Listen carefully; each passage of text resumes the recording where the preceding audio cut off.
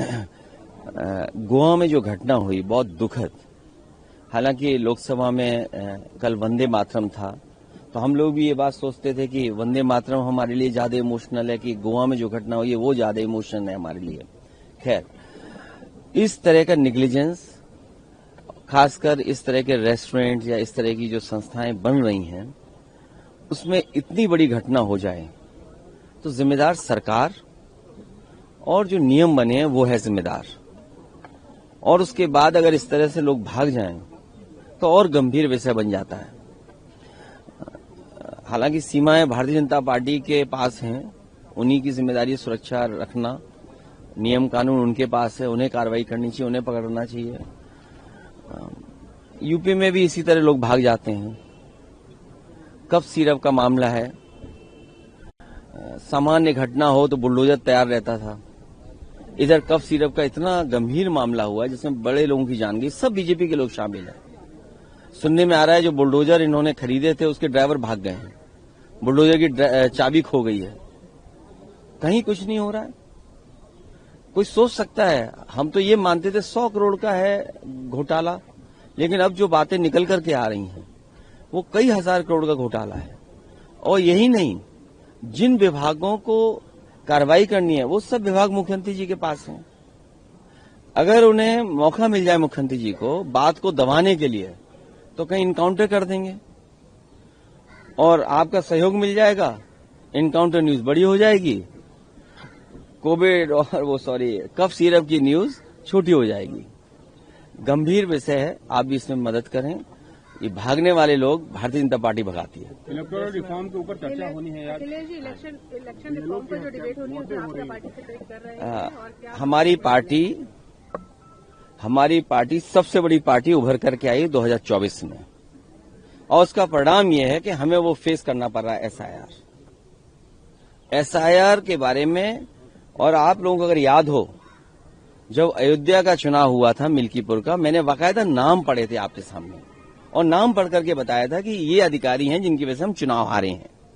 जहां चुनाव सुधार की जरूरत है, चुनाव आयोग को अपने आप में एसआईआर कराना चाहिए कि आखिरकार ये गलतियां कमियां कैसे छूट गई।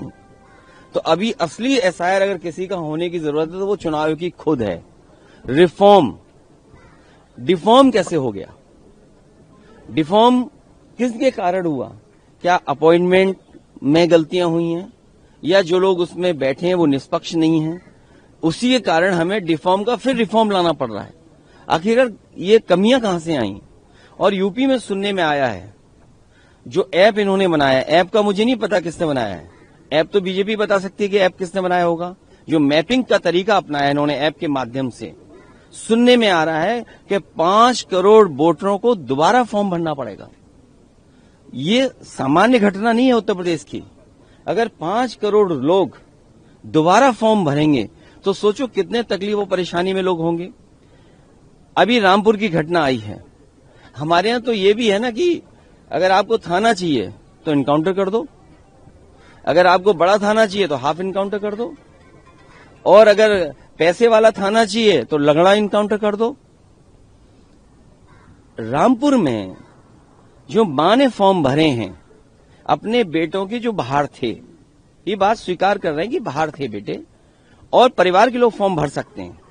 अगर बीएलओ ये गलती कराएगा और बताएगा, बीएलओ को ट्रेनिंग ही नहीं दी, मैं ये दावे के साथ कह सकता हूं किसी भी बीएलओ को कोई ट्रेनिंग नहीं दी गई। बीएलओ को ये नहीं पता है फॉर्म कौन सा देना है। अगर उस परिवार में ये बात कही जाएगी कि आपके बेटे बाहर हैं तो इनको नया वोट वाला फॉर्म भरना पड़ेगा, जबकि 2003 की वोटर सूची में उसका नाम है। डीएम साहब को क्योंकि नंबर बढ़ाना है, रामपुर से हट करके नोएडा डीएम बनना है, इसलिए उन्होंने जानबूझ करके मुख्यमंत्री जी के आने से पहले एफआईआर दर्ज कराई है। मां नूरजहां के ऊपर इसलिए एफआईआर दर्ज की है कि उन्होंने गलत फॉर्म भरा है। 2003 में अगर फॉर्म है तो परिवार का कोई सदस्य फॉर्म भर सकता है। और दावा ये करे सरकार के, लगभग 3 करोड़ से ज्यादा लेबर यूपी के बाहर है। महाराष्ट्र में तो एसआईआर नहीं हो रहा। हमारे यूपी के लोग न जाने कितने महाराष्ट्र में हैं, दिल्ली में एसआईआर नहीं हो रहा। बहुत सारे लोग यूपी के दिल्ली में हैं। तो अभी हाल ही में हमने देखा दिल्ली का एक वोटर, कोई सांसद 2 जगह वोट डाला। कोई सांसद, भारतीय जनता पार्टी के पास ये आजादी है, ये इम्यूनिटी है कि वो कोई सा कानून कोई सा नियम तोड़ सकते हैं। दिल्ली में भी वोट डाला और बिहार में भी वोट डाला। अब यूपी के लोग बिहार में तो हैं ही हैं, यूपी के लोग यहां भी हैं, दिल्ली में, बम्बई में है, गुजरात में है।